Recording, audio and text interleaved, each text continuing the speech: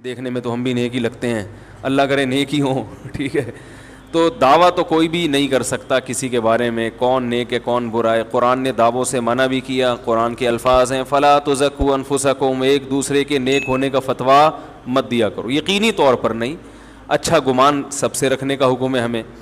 یقینی طور پر نیک نہیں کہا کرو کسی کو, وہ اللہ ہی جانتا ہے. هو اعلم بکم اذ انتم اجنۃ فی بطون امہاتکم.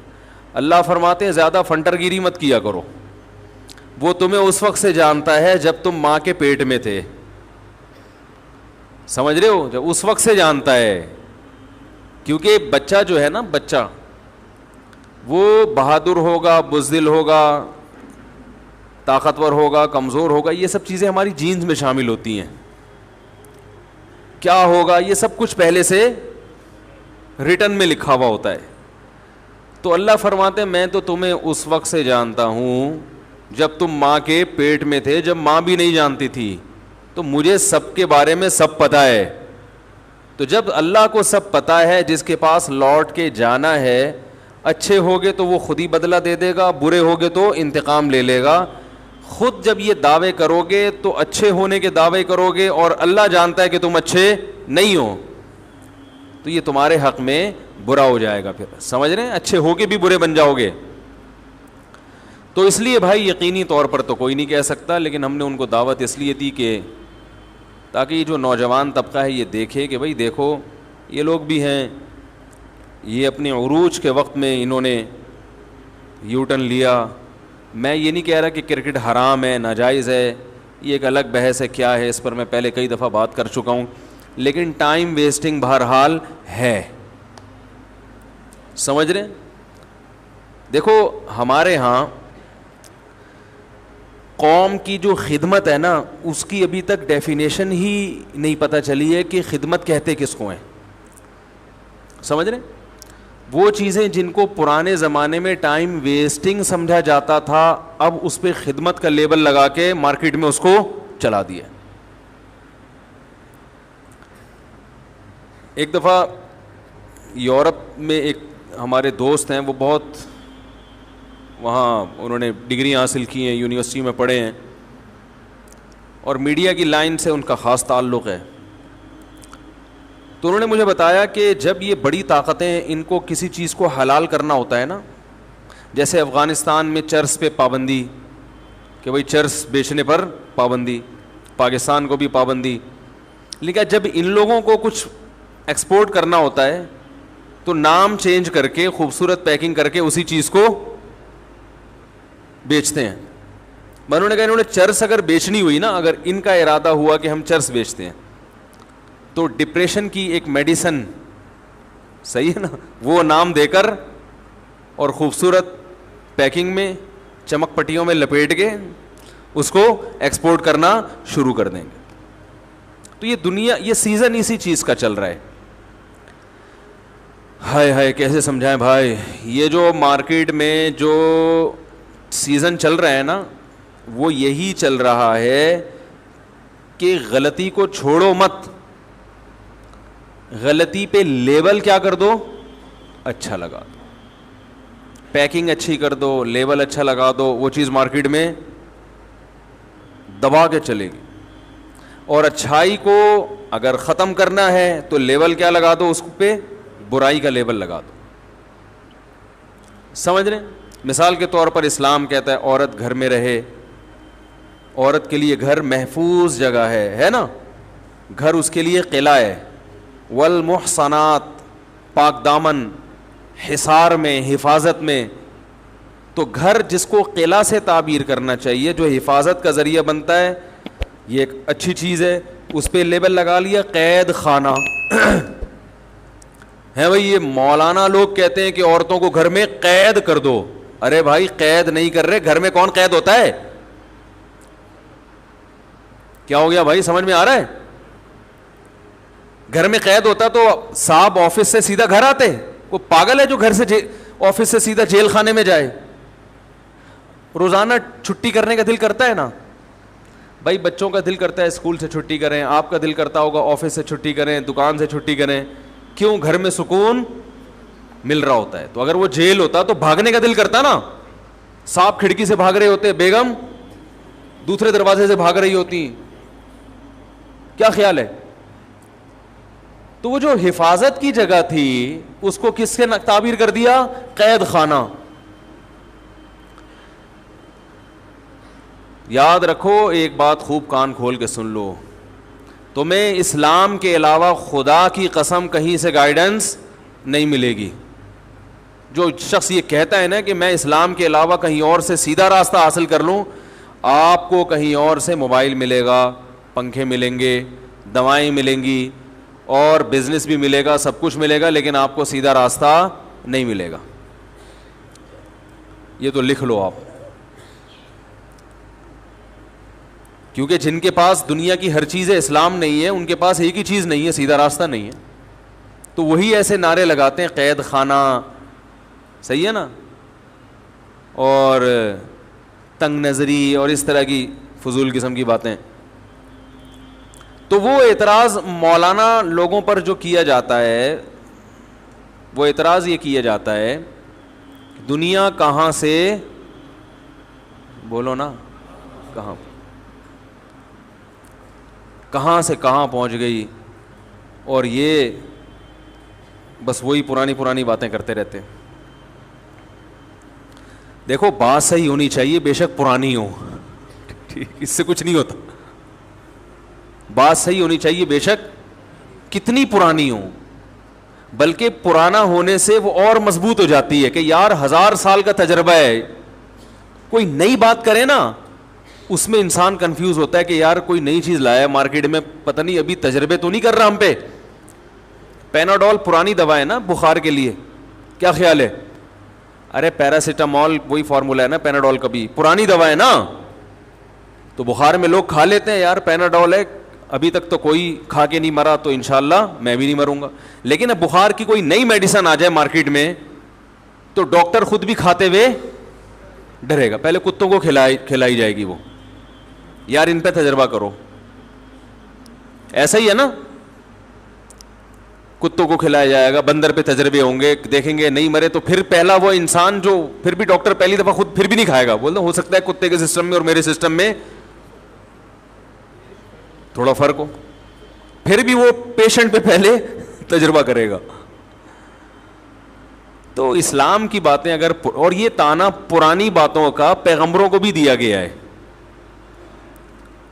कुरान से पता चलता है कि जब कोई नया पैगंबर आया, नए पैगंबर आए, उन्होंने बातें की तो मुखालिफीन ने एतराज़ ये किया, असातीरुल अव्वलीन, पुरानी लोगों की पुरानी तहरीरें, पुरानी बातें, उस्तूरा सतर से निकला है, लिखी हुई चीज़ को उस्तूरा, यानी वो तो किताबें पेश करते थे ना, आसमानी किताबें और सहीफे, पुराने किस्से, कह रहे हैं ये तो पुराने बाप दादे की कहानियाँ हैं, वो भी यही कहा करते थे, नूह अलैहिस्सलाम ने भी यही बातें की हैं, और हूद अलैहिस्सलाम भी यही कह कर गए, इब्राहिम अलैहिस्सलाम भी यही बातें। दुनिया कहाँ से कहाँ पहुँच गई, ये 3000 साल 4000 साल क़ब्ल मसीह वाली जो लीडर गुजरे हैं उनकी बातें कर रहे हैं। ये समझ में आ रही है? ये पुरानी पुरानी बातें होने का ताना, ये ताना बहुत पुराना हो गया है। तो जब कोई ये ताना दिया करे ना कि ये मौलाना लोग वो ही पुरानी बातें कर रहे हैं, तो आपको तुम्हारे ताने भी बहुत पुराने हैं, कोई नई चीज मार्केट में लाओ। अगर पुराना होने की वजह से मौलाना की बातें गलत हैं, तो तुम्हारे ये ताने भी कोई नए नहीं है, ये तो बहुत पुराने ताने हैं, कुछ और लेकर आओ मार्केट में यार। असातीरुल अव्वलीन, पुराने लोगों के पुराने किस्से, बस यही बातें, वो नबी सल्लल्लाहु अलैहि वसल्लम पर भी यही एतराज की। तो बात सही होनी चाहिए, अगर सही बात है तो जितनी पुरानी होगी उसकी वैल्यू उतनी बढ़ जाएगी, उसकी वैल्यू उतनी बढ़ जाएगी। मैं अक्सर हिकमत के टोटके भी बताता रहता हूं ना, हकीमों की बाज दवाएं बाज बीमारियों के लिए ऐसी हैं जो बहुत पुरानी हैं, किसी की 1500 साल पुराना नुस्खा, कोई 1000 साल पुराना नुस्खा, कोई 2000 साल पुराना नुस्खा, तो वो नुस्खे इस्तेमाल होते चले आ रहे हैं और इंसान को उनसे हमेशा بولو بھائی فائدہ ہوا ہے. وہ ایسے نسخے ہیں کہ کبھی کسی حکیم کو قبرستان پر ان کی نسخوں کی وجہ سے منہ چھپا کے گزرنا نہیں پڑا.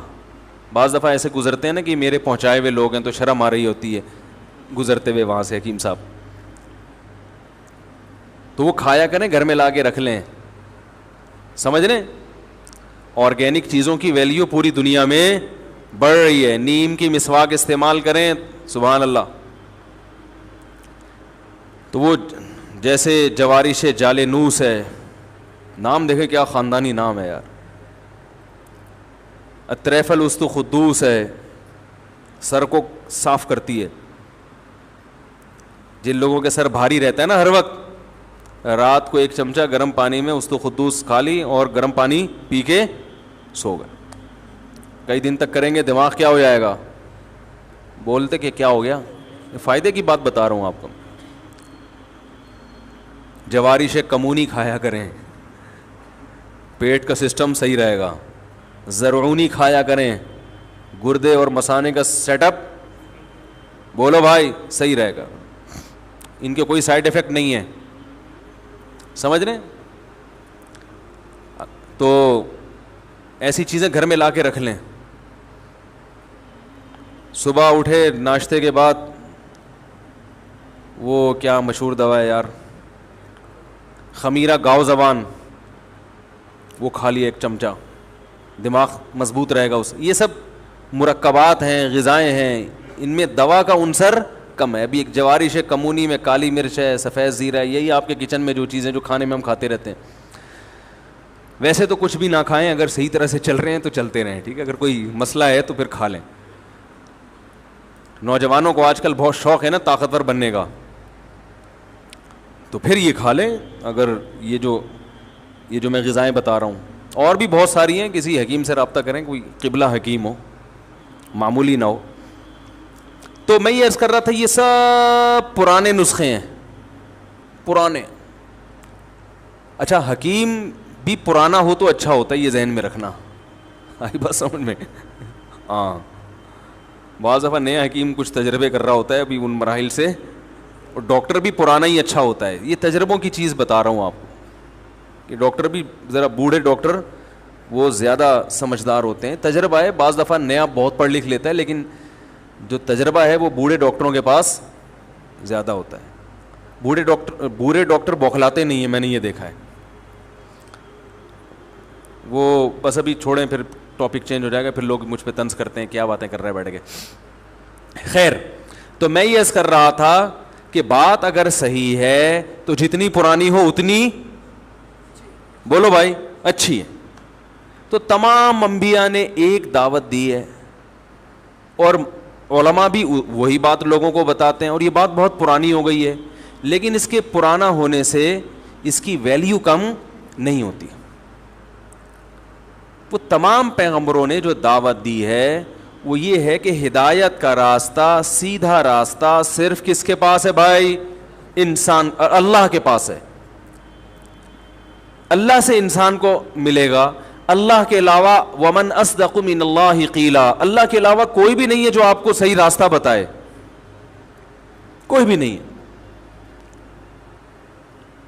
یہ جو اعتراض کیا جاتا ہے کہ دنیا کہاں سے کہاں پہنچ گئی اور ہم وہیں کھڑے ہیں, تو بھائی یہ اعتراض مولانا لوگوں پہ مت کرو, یہ لبرل لوگوں پہ کرو جن کے ہاتھ میں یونیورسٹیاں ہیں, کالجز ہیں. مولانا لوگوں نے تو جو شعبہ شروع کیا اس کو الحمدللہ پورا کیے. جاؤ مدارس میں جا کے دیکھو, طلبہ سب پڑھتے ہیں, امتحان کیسے اچھے ہوتے ہیں, اور جس فیلڈ میں وہ مہارت حاصل کرتے ہیں اس میں الحمدللہ ماہرین کی تعداد زیادہ ہے. ٹھیک ہے نالائق بھی ہوتے ہیں, لیکن بڑے بڑے ماہرین پیدا ہو رہے ہیں اس میں. تو جو یونیورسٹیاں ہمارے ہاتھ میں ہی نہیں ہیں, ایک دفعہ میں نے بیان کیا تھا کہ یونیورسٹیاں علماء کے حوالے کر دو پھر دیکھو کیسے چلیں گی. تو کسی نے کہا ہاں جیسے مدارس کا بیڑا غرق کیا یونیورسٹیوں کا بھی بیڑا غرق کر دینا. یعنی ان کی رائے یہ تھی کہ ابھی یونیورسٹیوں کا بیڑا غرق نہیں ہوا ہوا. ٹھیک ہے نا, سمجھ میں آ رہی ہے بات؟ ان کا خیال یہ تھا ابھی ہمارے اسکولوں کا بیڑا غرق ہوا ہوا نہیں ہے. تو یہ مولانا لوگوں کے ہاتھ میں آئیں گی تو بیڑا کیا ہو جائے گا؟ غرق ہو جائے گا. کیا آنکھیں، وہ قرآن کے الفاظ ہیں نا، فَإِنَّهَا لَا تَعْمَى الْأَبْصَارُ، آنکھیں اندھی نہیں ہوتی، وَلَكِنْ تَعْمَى الْقُلُوبُ الَّتِي فِي الصُّدُورِ، وہ دل اندھے ہو جاتے ہیں جو سینوں میں چھپے ہوئے ہیں. وہ دل اندھے ہو جاتے. ابھی میں پرسوں کی بات ہے، تھر گیا، تھر، پرسوں بھی نہیں، کل پرسوں گیا ہوں، یعنی رات کو پہنچا ہوں تو کل وہاں ٹائم گزارا کچھ. تو وہاں میں نے دینی مدارس دیکھے، اسکولوں کا حال بھی دیکھا، اللہ کی پناہ، اور دینی مدرسے بھی دیکھے. دینی مدارس اپنی ذمہ داری الحمدللہ پوری کر رہے ہیں. ایسے غریب علاقوں میں جہاں بچوں کے پاس کھانے کی روٹی نہیں ہے، ان علاقوں میں، ابھی جس ایک مدرسے کو دیکھ کر آیا وہاں 200 بچے تھے، ان بچوں کو ناشتہ بھی مدرسہ کرا رہا ہے. یہ وہ غریب بچے تھے جن کے ماں باپ کے پاس کھلانے کے لیے روٹی نہیں ہے. بہت سے والدین نے عین ممکن ہے اسی نیت سے مدرسے میں داخل کیا ہو کہ ہم نہیں کھلا سکتے، آپ کھلا دو، تو مدرسہ ان کو کھلا بھی رہا ہے. سمجھ میں آ رہی ہے بات؟ یہ بھی ایک انسانیت کی خدمت ہے یا نہیں ہے؟ اور ان کو چور اچکا بننے سے بچا بھی رہا ہے. اگر یہ معاشرے میں ایسے ہی چھوڑ دیے جاتے تو بتاؤ یہ چور ڈاکو بنتے کہ نہیں بنتے؟ ایک ایک گاؤں میں 100 200 رہائشی طلبہ 24 گھنٹے علماء کی نگرانی میں، 24 گھنٹے. رات کو 9 بجے ان کے سونے کی ترتیب، صبح 4 بجے اٹھنے کی ترتیب، 4 بجے اٹھ کے قرآن حفظ کرنا شروع کر دیں گے.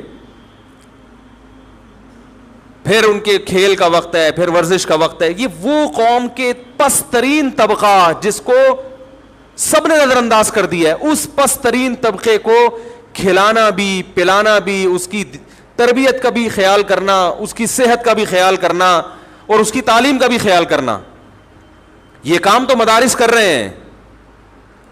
آپ یہ کہہ سکتے ہیں کہ دنیاوی تعلیم نہیں ہے، وہ صرف قرآن کی ضرورت تو نہیں ہے نا، بچے کو سائنسدان بننے کی بھی ضرورت ہے، ڈاکٹر بننے کی بھی ضرورت ہے، پڑھا دو. حکومت کو چاہیے جتنا چندہ آ رہا ہے اس کو کیا کر دے، ڈبل. تو انشاءاللہ ہم وہی ڈاکٹر بھی پیدا کریں گے، انہی بچوں میں پیدا کریں گے. اور جامعۃ الرشید نے تو پیدا کر کے دکھائے الحمدللہ. گورنمنٹ کہتی ہے کہ دینی تعلیم کے ساتھ دنیاوی تعلیم بھی ہونی چاہیے مدرسوں میں. یہاں تک آپ بہت اچھی بات کرتے ہیں، ہمیں بھی سمجھ میں آتا ہے بھائی یہ بچے قرآن کے ساتھ اگر عصری علوم بھی پڑھ لیں گے تو سونے پہ سہاگا.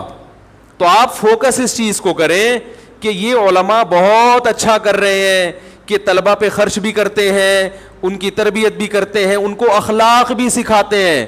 یہ جو آپ کو یوٹیوب پہ بد اخلاق قسم کے مولانا نظر آتے ہیں، ان میں اکثریت دینی مدارس سے فارغ نہیں ہے. بہت مشکل ہے بھائی، کسی پہ بھی مولوی کا لیبل لگا لو تو کوئی گورنمنٹ کی طرف سے پابندی تھوڑی ہے. یہ جو فرقواریت پھیلا رہے ہیں ان میں سے اکثریت دینی مدارس سے فارغ نہیں ہوتی، اکثریت نہیں ہوتی فارغ. تو آپ یہ دیکھیں دینی مدارس کی خدمت ان گاؤں اچھا مدرسے کے جو محتمم تھے جن سے میں ملا، اپنا کاروبار چھوڑ کر 24 گھنٹے مدرسے میں لگا رہے ہیں. حالانکہ بزنس مین ہے، کاروباری آدمی ہے، دین کی خدمت کا جذبہ ہے کہ نہیں بھائی میرے دوسرے بھائی ہیں کاروبار کرنے والے، میں نے یہاں ٹائم لگانا ہے اپنا. ایک نہیں ہے بھائی، سینکڑوں ہیں. ایسے ایسے پست علاقوں میں جا کے انہوں نے کام کیا ہے کہ وہاں نہ کوئی عزت مل رہی ہے نہ کوئی شہرت، کیونکہ وہ تو میں چلا گیا، میں نے دیکھ لیا. وہ عزت اور شہرت کے بھوکے اس لیے نہیں ہے کہ جب اللہ کے لیے کام کیا جاتا ہے تو پھر یہ نہیں دیکھا جاتا. دیکھو بعض ٹرسٹ ایسے ہیں جو ڈیفنس میں دسترخوان لگا کے غریبوں کو کھلا رہے ہیں، کیونکہ ڈیفنس سے چندہ زیادہ آئے گا نا. کیا خیال ہے بھائی؟ ڈیفنس میں غریبوں کو کیا کیا جا رہا ہے؟ بول لیں کھانا کھلایا جا رہا ہے. اچھی بات ہے، غریب کو تو کہیں بھی کھلا دو گے، ڈیفنس میں بھی کھلا سکتے ہو. لیکن بھائی غریب ڈیفنس میں کوئی تگ بنتا ہے غریبوں کو کھانا کھلانے کا؟ جب یا تو ساری دنیا سے سارے غریب ختم ہو گئے ہوتے ہر جگہ سے، پھر آپ ڈیفنس میں کھلائیں.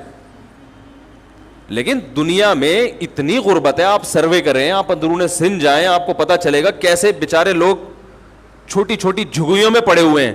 میں تو بچوں کو بھی لے گیا تھا تھر وزٹ کرانے, میں نے کہا دیکھو بچوں دنیا دیکھو. تو ہم راستے میں گاڑی روک کر نا جھگیوں میں جاتے تھے, میں اپنے بچوں کو دکھا رہا تھا, دیکھو بیٹا غریب ایسے ہوتے ہیں, ان کی بھی زندگی ہے. تو وہ میں جاتا تھا ویسے ہی دیکھ رہے کیا پکا رہے ہیں کیا کھا رہے ہیں. تو وہ بچے تو بچے ہی ہوتے ہیں, گھر آئے تو کوئی پوچھ رہے تھے آپ لوگ کہاں گئے تھے. تو وہ چھوٹی بچی نے کہا ہم 2 چیزیں دیکھ کر آئے ہیں, ریت دیکھ کر آئے اور ایک غریب کا گھر دیکھ کر آئے ہیں. ریت دیکھی اور ہم نے کیا دیکھا, غریب کا گھر دیکھا. تو میں نے کہا چلو یہ سبق تو اس کے ذہن میں بیٹھ گیا نا بچی کے, کہ غریب کا گھر دیکھا تو اس کو اندازہ ہو گیا کہ غریب ایسے ہوتے ہیں. یہ غریب نہیں ہے جو ہم لوگ یہاں بیٹھے ہوئے ہیں, تو غریب تو وہ ہوتے ہیں. تو جو اللہ کے لیے کرے گا میرے بھائی, وہ ممکن ہے ڈیفینس پہ بھی دسترخوان لگا دے, لیکن کچھ تھوڑے سے دسترخوان ادھر بھی ہونے چاہیے. کیا خیال ہے بھائی, وہاں لے جا کے کھلاؤ. ٹھیک ہے آپ کو چندہ چاہیے تو آپ اس کی ویڈیو کوریج بھی کریں تاکہ لوگ آپ پر اعتماد کریں. میں اس کے خلاف نہیں ہوں کہ آپ جب کوئی ٹرسٹ ہے آپ کا اور آپ غربا پہ خرچ کر رہے ہیں تو اس کی کوریج نہ کریں آپ, تاکہ ظاہر کوریج کریں گے تو لوگوں کو اعتماد آئے گا. لیکن جائیں تو صحیح ایسے علاقوں میں. آپ نہیں جاتے لیکن دینی مدارس یہ کام الحمدللہ کر رہے ہیں, اور دینی مدارس نے ایک پلیٹ فارم دیا مالدار لوگوں کو کہ آؤ ادھر آ کے دیکھو, یہاں ہم روٹی بھی کھلائیں گے, ان کو اچھی تعلیم بھی دیں گے, اور اپنی بساط کے مطابق اچھا انسان بنانے کی کوشش بھی کریں گے. کوشش اس لیے کہہ رہا ہوں کہ دیکھو کوشش کرتا ہے انسان, آگے اگلا بنے نہ بنے اس میں اس کے خاندان کا بھی دخل ہوتا ہے. بعض ایسے بچے بھی مدرسوں میں آ جاتے ہیں, گھر سے بھاگا ہوا, چوریاں کر کے محلے میں پکڑا 10 دفعہ, انہوں نے اٹھا کے کہاں کر دیا, ہم سے سنبھل نہیں رہا تو چلو مدرسے کی ہیڈ ایک. اب مدرسے والا اس کو بنائے گا تو وہ تربیت اسی حساب سے ہوگی نا, اس کے خاندان کے حساب سے. مدرسے میں نہ آتا تو ڈاکو بنتا, مدرسے میں آ کے کم از کم ڈاکو نہیں بنا, چوری پر ہی رہا ہے وہ, ٹھیک ہے نا. تو اب لوگ تو اسے کہیں گے دیکھو مدرسے کا بچہ ہے چور ہے, او بھائی جان یہ ڈاکو تھا, مدرسے میں آ کے تھوڑا پیچھے چلا گیا ہے. تھوڑا دیکھو ایک آدمی, ایک بچہ ہیروئن پیتا ہو, مدرسے والوں نے ہیروئن چھڑا دی, سگریٹ پہ آ گیا, اب وہ مدرسے سے فارغ ہو گیا, چھپ چھپ کے سگریٹ پی رہا ہے. لوگ کہتے ہیں یہ ہیں مدارس, یہ ہیں علماء سگریٹ پی رہے ہیں. بھائی جان یہ جس خاندان سے آیا, اس کے ابا بھی چرسی تھے, ایسے لوگ ہوتے ہیں, اس کے دادا بھی چرسی تھے, ان کا تو چرس کا بزنس تھا. یہ تو بہت نیک آدمی سے سگریٹ پی رہا ہے, مدرسے میں نہ جاتا کالج میں جاتا تو ہیروئن کا بزنس کر رہا ہوتا اس وقت. سمجھ میں آ رہی ہے بات؟ یہ کالج میں تربیت کا کوئی انتظام نہیں, بگاڑنے کا پورا انتظام ہے یونیورسٹیوں میں, بچے کو تباہ کرنے کا یونیورسٹیوں میں کالجز میں فل انتظام ہے. یونیورسٹیوں میں جو بچے بچے ہوئے ہیں وہ کالج کی وجہ سے نہیں, وہ والدین کی وجہ سے بچے ہوئے ہیں. وہ یونیورسٹی یا کالج کی وجہ سے نہیں بچے ہوئے, کیونکہ وہاں تربیت تو ہے ہی نہیں. ٹیچروں کی تربیت نہیں ہوتی تو بچوں کی کہاں سے ہوگی؟ سب سے پہلے تو ادب ہے, ادب لیس بنایا جاتا ہے. ہم نے بھی کالج میں پڑھا ہے بھائی, ہمیں بھی پتا ہے, ہم بھی اسکولوں سے پڑھ کر آئے ہیں, ہم نے تو دیکھا ہے کہ کالج کی زندگی اور مدرسوں کی زندگی میں زمین آسمان کا فرق ہے. میں تعلیم کے خلاف نہیں ہوں, میں کیوں خلاف ہوں گا بھائی؟ تو قرآن مجید نے جس دینی علوم کی جہاں ترغیب دی ہے تو دنیاوی علوم کی بھی ترغیب دی ہے قرآن نے. ہم ماحول کے خلاف ہیں, ہم کہتے ہیں مدارس پر کیچڑ اچھالنا چھوڑ دو, مدارس کے خلاف بولنا چھوڑ دو, اپنے اداروں کو ٹھیک کرو, بلکہ ہمارے حوالے کر دو. انشاءاللہ کیسے لوگ پیدا ہوں گے, پھر آپ دیکھو کہ سائنسدان بھی پیدا ہوں گے انشاءاللہ, یہاں سے اچھے ڈاکٹر پیدا ہوں گے, ایماندار ڈاکٹر پیدا ہوں گے. اب بھی ہیں بہت سارے لیکن اور اچھے ہو جائیں گے انشاءاللہ. تو تانا یہ دیا جاتا ہے کہ دنیا کہاں سے کہاں پہنچ گئی, اور یہ مولانا لوگ, تو مولانا لوگ میرے بھائی جو بات کر رہے ہیں, بلکہ مولاناؤں کو یونیورسٹیوں میں لے جا کے یہ باتیں ان سے یونیورسٹیوں میں کروائیں. سمجھ میں اچھے بچے پیدا ہوں گے انشاءاللہ.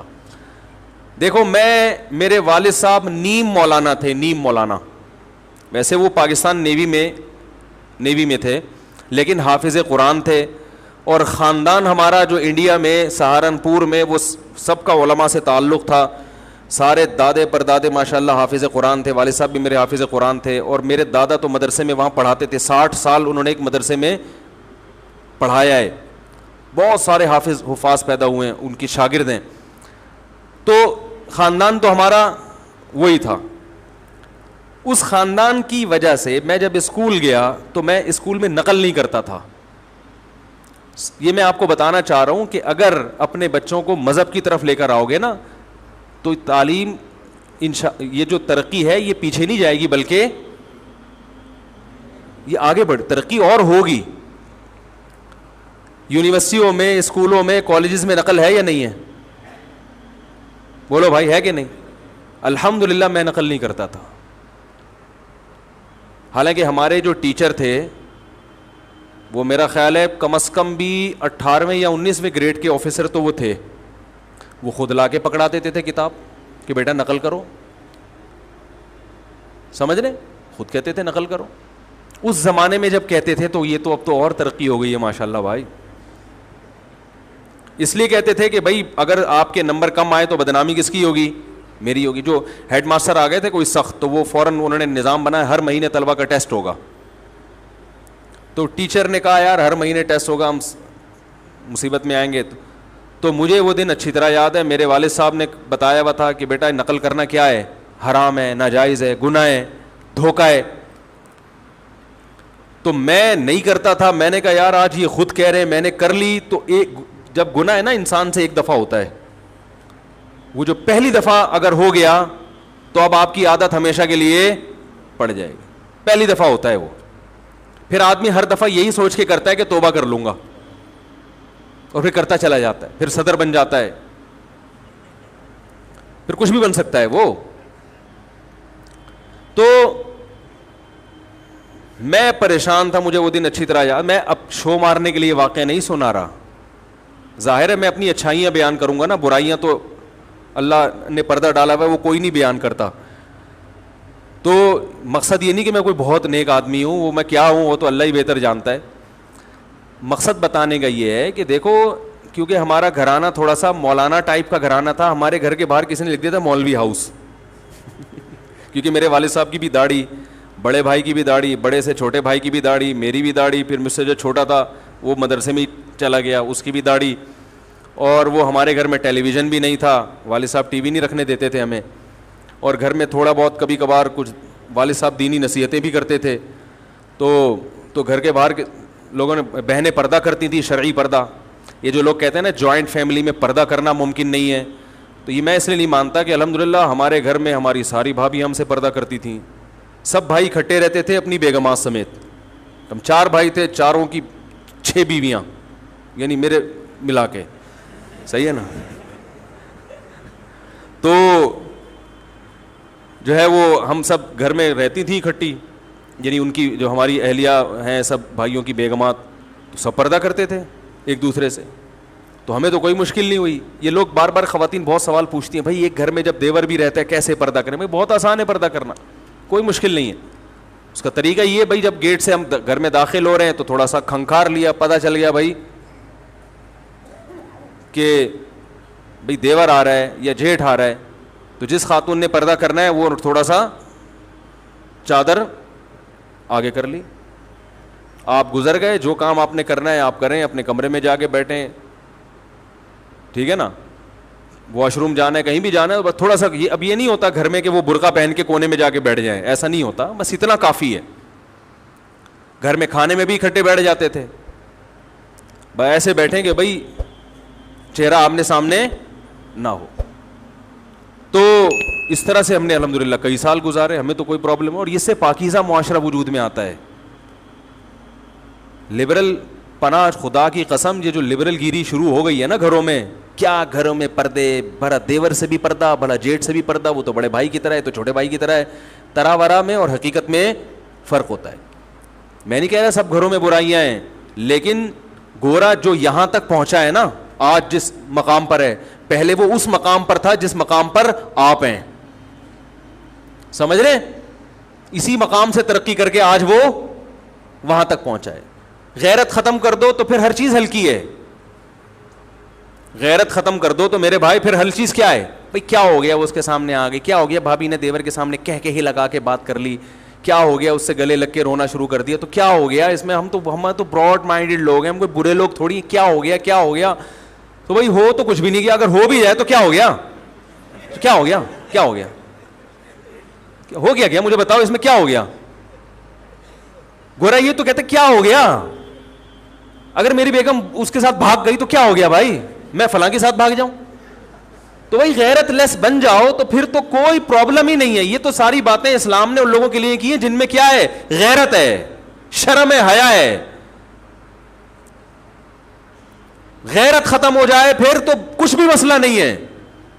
وہ کہتے ہیں نا, کسی نے قصہ بنایا ہے کہ ایک پرانے زمانے میں ایک بادشاہ تھا جس میں غیرت نہیں تھی.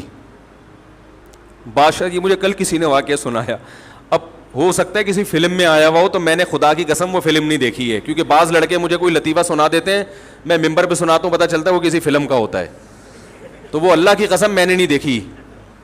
اور یہ جو واقعہ میں سنا رہا ہوں یہ بھی اگر بالفرض کسی فلم کا ہے, کوئی ڈائلاگ ہے, تو اللہ کی قسم میں نے وہ فلم نہیں دیکھی. مجھے کسی بندے نے کل یہاں بتایا, تو میں نے کہا اچھا ہے, بے غیرت لوگوں کے لیے بڑا اچھا واقعہ ہے. وہ تو بعض واقعات فرضی ہوتے ہیں لیکن ان سے سبق جو مل رہا ہوتا ہے وہ بالکل ٹھیک مل رہا ہوتا ہے, تو ان کو فرضی کہہ کے بیان کیا جا سکتا ہے. وہ ایک کہتے ہیں کہ بادشاہ تھا, غیرت نہیں تھی اس میں. تو بادشاہوں میں تو پہلے بہت غیرت ہوتی نا, ملکہ ترنم کو کسی نے دیکھ لیا تو گردن اڑا دی. تو وہ ایک چور کو پکڑ کے لایا گیا بادشاہ سلامت کے پاس. اس کا جرم کیا ہے, بادشاہ نے پوچھا اس کا جرم کیا ہے. بادشاہ سلامت, اس نے ملکہ عالیہ کو دیکھا ہے, جھانکتا ہے, ملکہ عالیہ کو دیکھتا ہے یہ روزانہ. بادشاہ کو طیش آیا, اب وہ تو ڈر گیا کہ اب تو میری گردن اڑے گی. بادشاہ نے کہا کہ میں نہیں چھوڑوں گا, نکال 200 روپے ہیں میں تجھے نہیں چھوڑوں گا, ایسے ہی معاف نہیں کروں گا, تو نے میری بیگم کو دیکھا ہے, نکال 200 روپے. تو بادشاہ تو اس کو بڑی غیرت سمجھ رہا ہے کہ میں ایسا ہی نہیں چھوڑ دیتا. ہم کہتے ہیں بھائی تو ویسے چھوڑ دیتا, اتنا بڑا مسئلہ نہیں تھا, لیکن 200 روپے لے کے چھوڑ رہا ہے. تو وہ بادشاہ نے یہی سوچا نا, کیا ہو گیا اگر دیکھ لیا ملکہ عالیہ کو, ملکہ عالیہ کو دیکھ لیا تو کیا ہو گیا, تھوڑی سی مجھے تکلیف ہوئی ہے تو 200 روپے میں وہ تکلیف پوری ہو جائے گی. اس کو بھی آئندہ احساس ہوگا, آئندہ یہ دیکھنے سے پہلے سوچے گا 200 روپے جیب میں ہے یا نہیں ہے. ٹھیک ہے, تو بھائی یہ تو جو شریعت نے حکم دیا پردہ کرو. میرا بھی کزن میرج پہ بیان کیا نا, اس پہ بھی کچھ لوگوں کے کمنٹس آئے ہیں کہ پوری دنیا میں کزن میرج پہ پابندی ہے, غیرت کے بھی خلاف سمجھا جاتا ہے, حیا کے. چائنیز کزن کو بہن سمجھتے ہیں, سگی بہن, انگریز کزن کو سگی بہن سمجھتے ہیں, یہودی سگی بہن سمجھتے ہیں, ہندو نہیں کرتے. یہ کیا مسلمانوں میں مصیبت پڑ گئی ہے کزن سے شادی, تو غیرت کے خلاف ہے. تو میں نے اس کمنٹس تو نہیں کیا, وہ میں بیٹھ کے کمنٹس گیری شروع کر دوں, پھر اس کا جواب آئے گا, پھر اس کا, تو اسی میں انسان پاگل ہو جائے گا. لیکن تھوڑی سی سینس خود استعمال کرنی چاہیے. غیرت کا لفظ تو کم از کم آپ استعمال نہ کرو میرے بھائی. جس قوم میں, جن لوگوں میں گے میرج کو پروموٹ کیا جا رہا ہو, جو کچھ لگتا ہی نہیں ہے, ان کو کزن میرج پہ اعتراض ہو رہا ہے. اسلام چونکہ دین فطرت ہے, وہ کبھی ایسی بات نہیں کرتا جو نیچر کے خلاف ہو. کزن میرج سے اجازت دینا یہ تو اسلام کی حقانیت کی دلیل ہے, اس لیے کہ بہن کے بارے میں جو جذبات ہوتے ہیں انسان کے, وہ کزن کے بارے میں نہیں ہوتے. یہ مشاہدے پر مبنی حقیقت ہے, یہ مشاہدے پر مبنی حقیقت ہے. تو اسلام نے وہی بات کی ہے جو آپ کی نیچر ہے, جو آپ کی فطرت ہے. اگر یہ غیرت کے خلاف ہوتا تو اسلام اجازت بھی دیتا, پھر بھی آپ نہ کرتے. حیا کے خلاف ہوتا, غیرت کے خلاف ہوتا, تو کزنوں سے عشق معاشقے کے واقعات وجود میں نہ آتے. تو وہ تو بیچارے فطرت سے ہٹے ہوئے لوگ ہیں بھائی, ہم کیوں ہٹیں فطرت سے. تو اسلام نے کزن کو حکم دیا ہے کہ وہ کزن سے پردہ کرے, اسی وجہ سے تو حکم دیا کہ وہاں فتنے کا اندیشہ ہے. سمجھ رہے کہ نہیں سمجھ رہے؟ بہن کو حکم نہیں دیا کیونکہ وہاں فتنے کا اندیشہ نہیں ہے. کتنی خوبصورت بہن ہو, بھائی کے دل میں ہمیشہ اس کے لیے بہن والے جذبات پیدا ہوں گے, اچھے جذبات پیدا ہوں گے. ہاں کوئی بے شرم ہو, بہت ہی غیرت ختم ہو جائے, وہ تو ظاہر ہے پھر اس غیرت لیس لوگوں کے لیے تو وہ تو کوئی قانون ان پہ اثر نہیں کرتا. تو اللہ تعالیٰ نے ایک نظام بنایا ہے, نیچر ہے, فطرت اللہ التی فطر الناس علیہا, فرمایا یہ انسانوں کی وہ فطرت ہے جس پر میں نے انسانوں کو پیدا کیا. اسی نیچر کا نام اسلام ہے, اسی نیچر کا دوسرا نام اسلام ہے. تو گھروں میں بھائی پردہ ہو سکتا ہے جوائنٹ فیملی میں. تو میں یہ عرض کر رہا تھا کہ اور پردہ کیا کریں, کروایا کریں. مائیں اکثر رکاوٹ ڈالتی ہیں, بہو کو پردہ نہیں کرنے دیتی. بہو اگر پردہ کرنا شروع کر دیں نا دیوروں سے, جیٹھ سے, تو ساس رکاوٹ ڈالتی ہے. ماں سے مراد شوہر کی ساس. وہ کہتی ہے میرے گھر کا ماحول خراب کر رہی ہے. کمبخت, سب اکٹھے بیٹھتے تھے, ہمارے یہاں تو کوئی فرق ہی نہیں تھا, سب گپیں لگائے تھے, فلم دیکھنے سینما میں سب اکٹھے جایا کرتے تھے. یہ پتہ نہیں کیا مولویوں کے چکر میں آ کے میرے دوسرے منجلے بیٹے سے بات نہیں کرتی ہے, ہیں بھائی. تو یاد رکھو, ساس شریعت کے خلاف باتوں میں تو ماں کی ماننا جائز نہیں ہے, ساس کی ماننا کہاں سے جائز ہو گیا؟ سمجھ رہے ہیں؟ جو چیز شریعت کے خلاف ہے اس میں ماں کی ماننا جائز نہیں ہے, تو ساس کی کہاں سے جائز ہو گیا؟ تو اپنے گھروں کو پاکیزہ بناؤ, ماحول کو پاکیزہ بناؤ. اسی طرح اچھا ماحول گھر میں وجود میں آئے گا کہ بھابیاں دیوروں سے کیا کریں, پردہ کریں. باقی ان کا جو رشتہ ہے وہ رشتہ اپنی جگہ برقرار ہے. خیریت پوچھنا, وہ گھر میں جو سب ایک دوسرے کا خیال کرتے ہیں وہ تو کرنا چاہیے, لیکن یہ خیال کرنا اس پر موقوف نہیں ہے کہ آپ ان وہ سامنے آ کے بیٹھے اور آپ سے گپے مارے اور ہاں ہاں ہو ہی گپیں چل رہی ہوں, بھابھی کو موٹر سائیکل پہ بٹھا کے لے کے جا رہا ہے. غلط ہے, یہ غلط ہے. کیونکہ براڈ مائنڈڈ بننا ہے تو پھر بہت زیادہ بن جاؤ. پھر اگر کوئی گرل فرینڈ کو لے کے جا رہا ہے تو وہ بھی ٹھیک ہے. جیسے کہ لبرل لوگ ہیں وہ کہتے ہیں بھائی سب ٹھیک ہے. وہ کیا کہتے ہیں؟ وہ کہتے ہیں 200 روپے بھی بادشاہ کو دینے کی ضرورت نہیں تھی, لینے کی ضرورت نہیں تھی. وہ بھی غلط کیا, کیا ہو گیا, دیکھ لیا تو کوئی ایسا مسئلہ نہیں ہے. خیر, تو وہ بات یہاں سے شروع ہوئی تھی. میں ان کو دعوت کیوں دی ہے میں نے, تو میں وہی دعوت اس لیے کہ مولانا لوگوں پر اتنے اعتراضات, یہ قوم کو ترقی نہیں کرنے دے رہے. تو بھائی مولانا لوگ تو ترقی کرنے دے نہیں رہے بلکہ ترقی کی ترغیب دے رہے ہیں. ایمانداری سے جب آپ پڑھو گے, صحیح ہے نا, میں نقل نہیں کرتا تھا, یہ میں سنا رہا تھا واقعہ آپ کو. اسی وجہ سے نہیں کرتا تھا کہ ہمارا گھرانہ مذہبی تھا, ہم نے شروع سے علماء سے یہ سنا ہوا تھا, تبلیغ والوں میں بھی اٹھنا بیٹھنا تھا کہ بھائی نقل کرنا اسلام میں حرام ہے, نقل کرنا ناجائز ہے, نقل کرنا بری بات ہے. تو یہ سب چیزیں سن رکھی تھیں, اس لیے نقل نہیں کرتے تھے. تو ہاں میں نے کیا کیا, میں نے کہا اب نقل کر لی تو پھر عادت پڑ جائے گی. تو مجھے وہ دن اچھی طرح یاد ہے, ہمارے ٹیچر کا منہ ادھر تھا, میں کھڑکی سے پھلانگ کے, کلاس میں کھڑکی تھی نا, اس سے چھلانگ مار کے غائب ہو گیا. میں نے کہا پیپر ہی نہ تو یہ زیادہ اچھا ہے.